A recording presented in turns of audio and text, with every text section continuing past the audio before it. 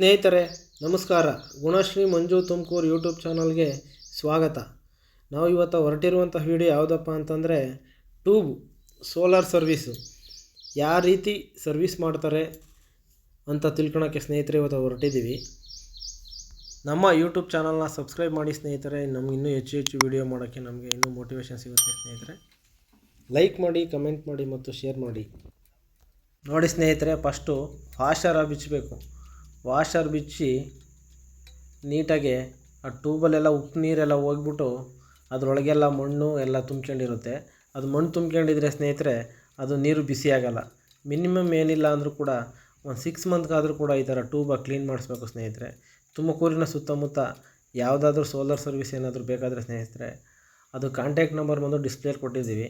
ತುಮಕೂರು ಸುತ್ತಮುತ್ತ ಯಾವುದೇ ಇದ್ದರೂ ಕೂಡ ನಿಮ್ಮ ಮನೆ ಹತ್ರ ಬಂದು ಮಾಡಿಕೊಡ್ತಾರೆ ಸ್ನೇಹಿತರೆ. ಬರೀ ಕಾಂಟ್ಯಾಕ್ಟ್ ಮಾಡಿ.